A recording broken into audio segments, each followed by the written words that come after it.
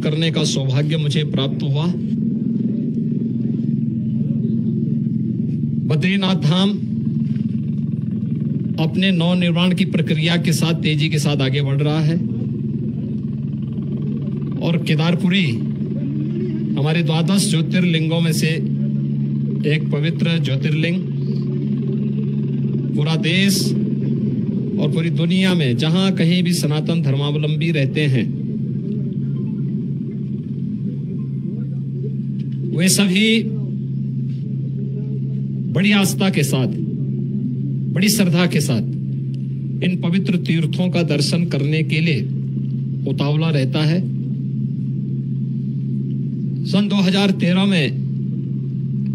एक त्रासदी के कारण केदारपुरी एक आपदा की चपेट में लगभग आ चुका था, लेकिन स्थानीय लोगों के आत्मविश्वास,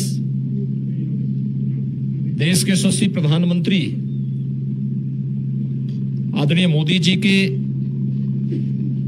दृढ़ संकल्प और उनकी प्रेरणा और मार्गदर्शन में आज उत्तराखंड के हमारे दोनों ये पवित्र तीर्थ धाम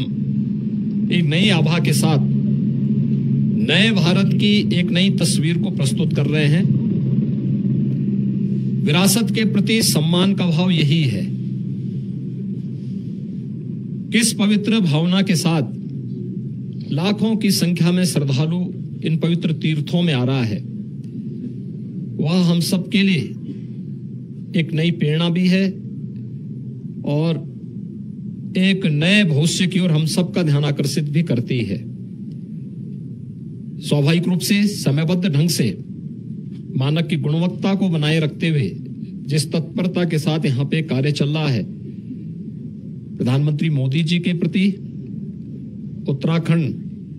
के माननीय मुख्यमंत्री जी और उनकी पूरी टीम के प्रति मैं हृदय से आभार व्यक्त करता हूं, उन्हें धन्यवाद देता हूं। ये श्रद्धा का उमड़ता हुआ जन सैलाब ये नए भारत की नई तस्वीर को प्रस्तुत कर रहा है और सचमुच इसमें दृष्टि भी है, दूरदर्शिता भी है, इसमें पर्यटन भी है और श्रद्धालु जनों की जनास्था का सम्मान का भाव भी है। इन सब को समेटे हुए केदारपुरी का यह नवनिर्माण बहुत अच्छे ढंग से आगे बढ़ रहा है, यह अभिनंदनीय है। भगवान केदारनाथ का, भगवान बद्री विशाल का आशीर्वाद इसी प्रकार से बना रहे, इस दृष्टि से आज मुझे यहाँ आने का सौभाग्य प्राप्त हुआ है और मुझे बहुत आनंद की अनुभूति हुई कि यहाँ पर दोनों पवित्र तीर्थों का दर्शन मुझे यहाँ पर करने और यहाँ के स्थानीय नागरिकों, पुरोहितों, तीर्थ पुरोहितों के साथ साथ व्यवस्था से जुड़े हुए सभी पदाधिकारियों का, जिन भी यहाँ पर आने वाले जितने श्रद्धालु हैं उनके मन में कितना उत्साह है, यात्रा की कोई थकावट नहीं। यही दिखती है कि यह तीर्थ स्थल आस्था के साथ साथ राष्ट्रीय एकात्मता के भी आधार है। सुदूर दक्षिण से भी, पूरब से भी, पश्चिम से भी,